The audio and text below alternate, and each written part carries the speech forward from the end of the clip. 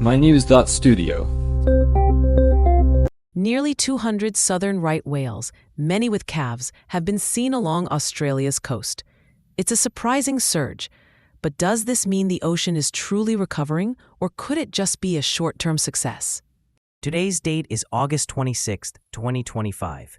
Let's dive in. A record number of southern right whale calves have been counted off South Australia this season.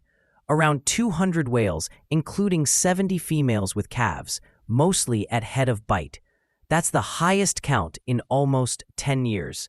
Also, it coincides with the 30th anniversary of the Great Australian Bight Marine Park. Right, the marine park was established back in 1995, covering over 45,000 square kilometers.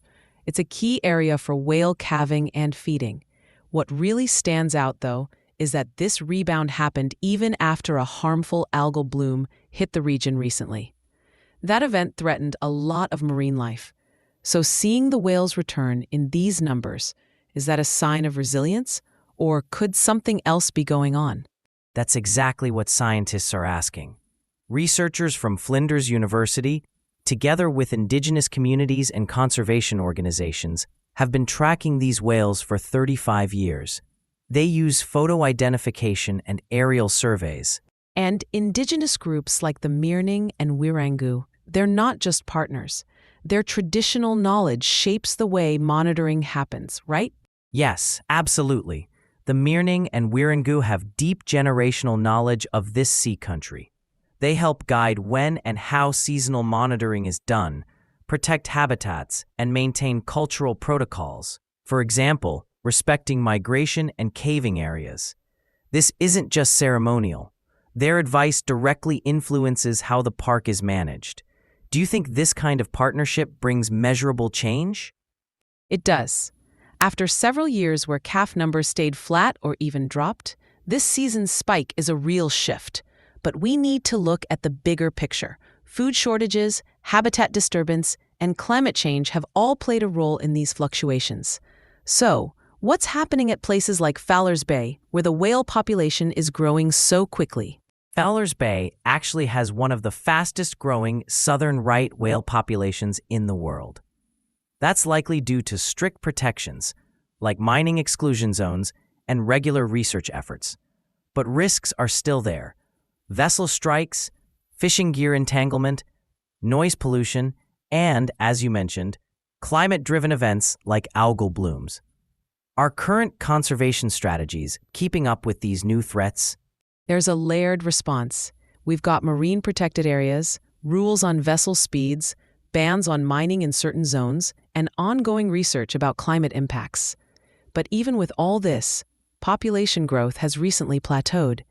Right now, the numbers are only about 16 to 26% of what they were before whaling.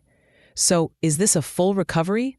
Or does it just show what's possible with consistent protection? It's progress, but it's not the finish line.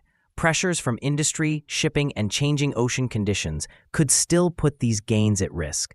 At the same time, this year's surge in calves shows what can be achieved: focused protection, strong science, and deep community involvement. Do you think this model can work elsewhere as other oceans face similar pressures? That's why this story matters beyond Australia. It gives us a real-world case for marine protected areas and for bringing together policy, science, and local stewardship.